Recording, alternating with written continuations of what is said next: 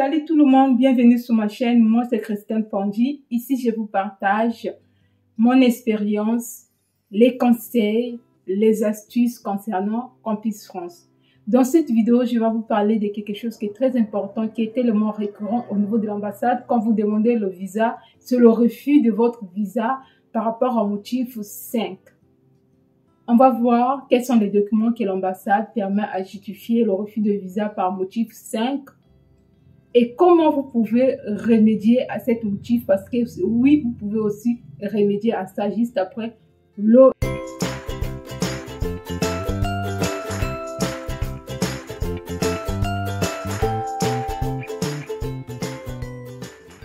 générique. Donc, le motif 5, le refus de visa par motif 5, le visa étudiant, est dû au fait que les informations communiquées pour justifier votre séjour en France, vos conditions de séjour en France ne sont pas complètes. C'est incomplet ou fiable, ne sont pas fiables. Donc, quand vous avez fourni les informations qui ne sont pas incomplètes ou les documents qui ne sont pas fiables, l'ambassade va tout simplement vous donner le refus de visa par rapport à cet motif 5. Donc, ça peut, pour justifier cela, l'ambassade vérifie vos financements. Est-ce que vous aviez des financements qu'il faut? Est-ce que votre garant peut vous prendre en charge durant vos études en France? Donc, si votre garant n'a pas assez de moyens, j'ai fait des vidéos sur le garant, j'ai expliqué en large qu'est-ce que votre garant devait gagner pour qu'il puisse vous délivrer l'attestation de prise en charge. Si c'est pas fiable, si c'est pas cohérent, si ça respecte pas certaines normes, par exemple l'avis, si votre avis ne respecte pas certaines critères comme le virement de nature, le virement permanent, le montant, tout ça, on va vous donner le refus par rapport au motif 5. Et votre logement aussi, l'attestation d'hébergement.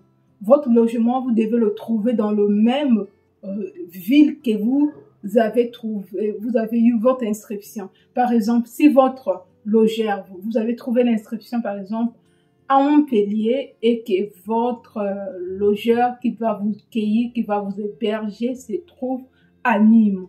Nîmes, c'est à quelques kilomètres de Montpellier. Déjà, vous n'aurez pas le visa parce que c'est loin de votre lieu de résidence universitaire, donc vous n'aurez simplement pas le visa. Et donc, il faut trouver le logement dans le même ville que là vous avez trouvé l'inscription. À l'exception pour les gens qui sont dans l'Île-de-France. La région de l'Île-de-France est bien desservie, donc c'est acceptable. Tu peux trouver l'inscription à Paris et habiter à Corbeil, ou c'est pas à Créteil. Donc ça, c'est acceptable. Mais aussi le contrat de bail. Et votre contrat de bail doit respecter certains critères. Déjà, la durée du contrat de bail est prévue de 9 mois, pas au-delà de 9 mois. Si ton contrat de bail ne respecte pas certains critères, déjà la durée, ça ne passe pas au niveau de l'ambassade. Donc, il faut voir si votre contrat de bail, je viens de faire une vidéo qui passe sur le contrat de bail. Allez-y regarder si votre contrat de bail respecte une certaine critère, une certaine norme légale, parce que ce sont des documents que l'ambassade regarde souvent pour justifier vos séjours en France. Donc, pour justifier votre séjour en France, l'ambassade regarde que 3 documents.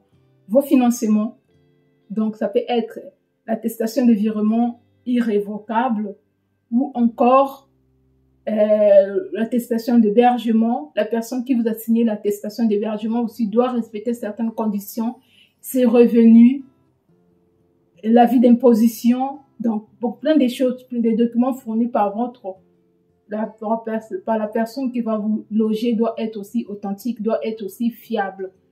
Et la surface du logement pour la personne qui va vous accueillir aussi, ça aussi l'ambassade regarde.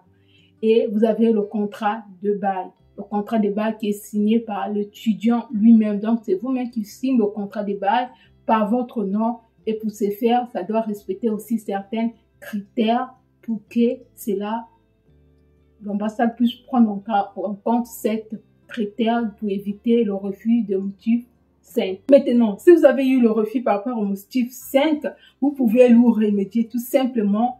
Si c'est l'attestation d'hébergement, changez votre attestation d'hébergement, cherchez une autre personne qui réside dans le même ville là vous avez trouvé l'inscription et la personne devrait vous fournir les informations qui sont fiables.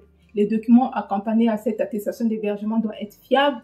Et aussi, c'est le contrat de bail aussi. Vous devez changer votre contrat de bail, vous devez modifier votre logement. Bien évidemment, vous devez être dans les délais par rapport à votre inscription. Une fois, si les ressources ou les revenus dans votre compte bloqué, vous n'avez pas la somme exacte, vous pouvez chercher à compléter votre compte bloqué ou à changer votre garant, la personne qui va vous signer l'attestation de prise en charge. Vous trouvez une deuxième garant pour l'attestation de prise en charge.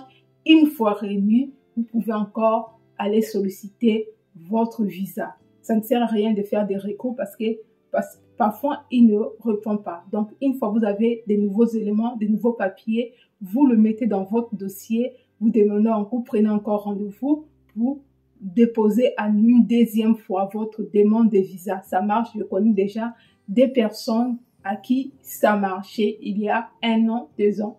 Donc, vous pouvez le faire, mais juste pour le faire, il faut être rassuré que vous avez des éléments pour porter à votre dossier. C'était tout pour aujourd'hui. Si cette vidéo t'a apporté de la valeur ajoutée, n'hésite pas de t'abonner, de liker et d'activer la cloche de notification.